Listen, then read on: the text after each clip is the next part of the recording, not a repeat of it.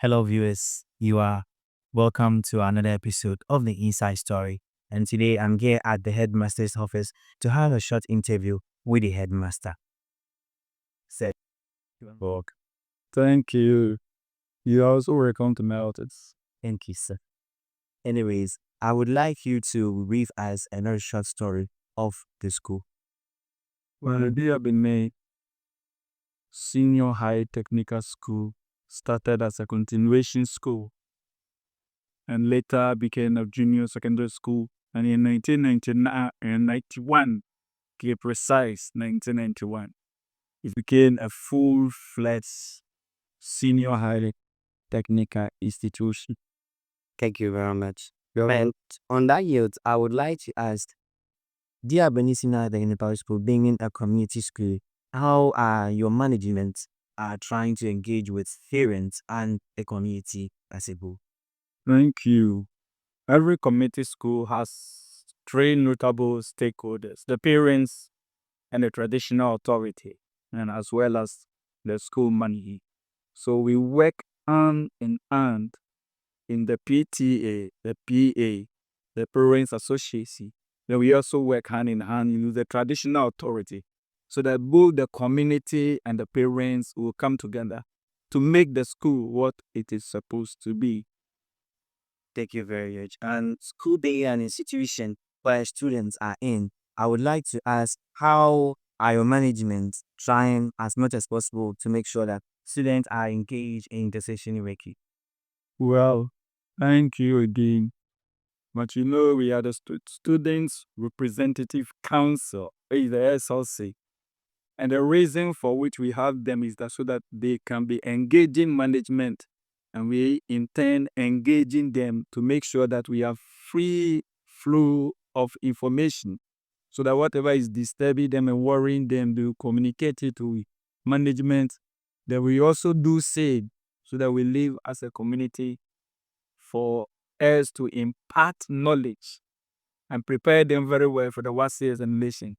So that as usual, they will go and perform and come out with flying colors. On that note, that is the WASI, I would like to ask, what are the measures that are in place to make sure that students learn well or students are in proper track so that they can perform well in the WASI results? Where the preparations are very good, because you agree with me that currently you have intervention classes, which some will be nicodemously dodgy. So the intervention classes is there. Then the students also have individual teachers who are supposed to arrange for remedial classes so that those who are unable to complete their syllabus, they'll be able to do that.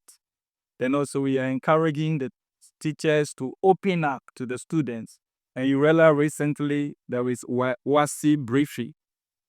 So they will continue by subject area briefing, because I told the teachers last week that every subject teacher is going to sign a bond, and that bond, the teacher is responsible for the performance of the students in the WASI examination.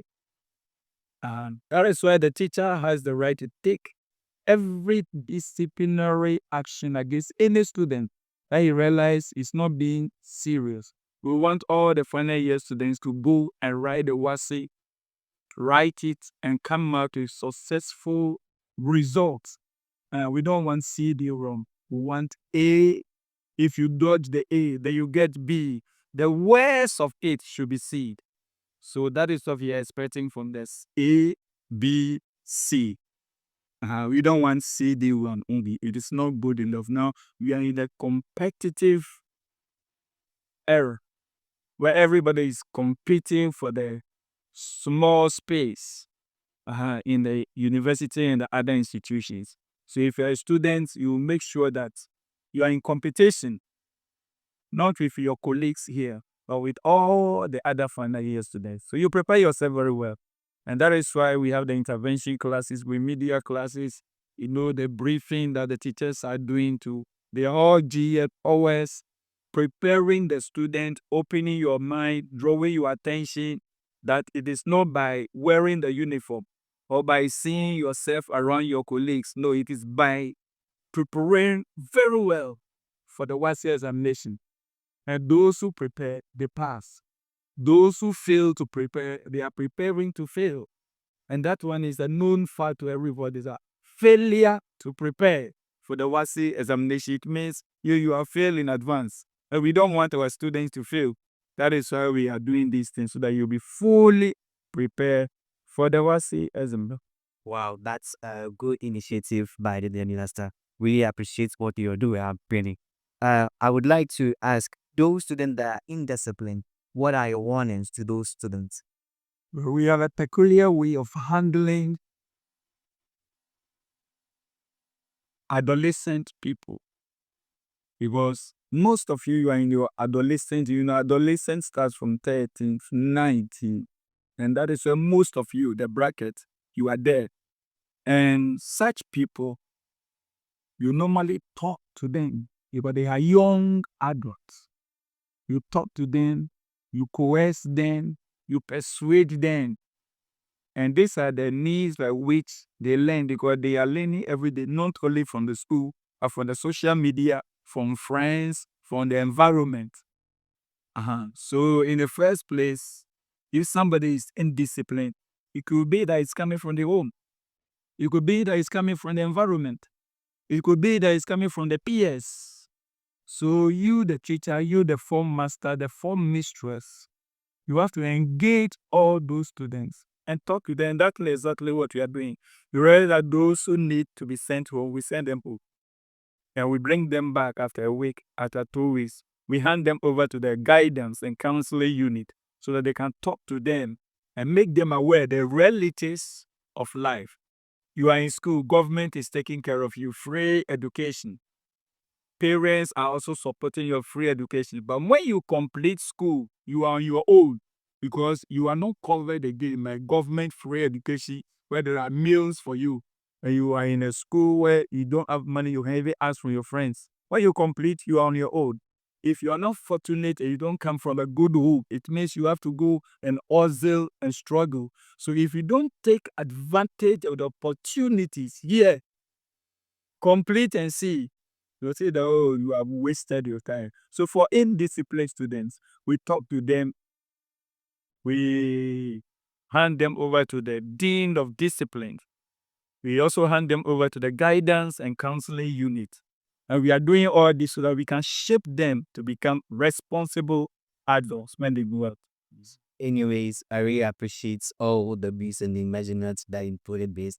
This clearly tells that it is not a responsibility of the head teachers, but rather the teachers and the students are equal. Since you came to office, we've seen a lot of projects that you've made. What are some of the projects that you are going to put in place in terms of facilities and structures? Yes, I think now we have been able to secure our computers, the front-end pieces, with the accessories. So now we have a computer lab which has been furnished now for use. And it is also being connected to the net by the government. Then we also have our roads that we are making sure that we'll get waste cement from Gassen. Then a roller machine to roll over it so that we can secure the roads. We are also putting up a dining hall to avoid the queues that you students form over there when you are going for meals. So we have started buying the roofing sheets. So in no time at all, you realize that we'll complete the dining hall. We also have a digital borehole for the girls' dormitory. And so we don't want the girls to be coming down to the school campus to fetch water. So we have a digital borehole.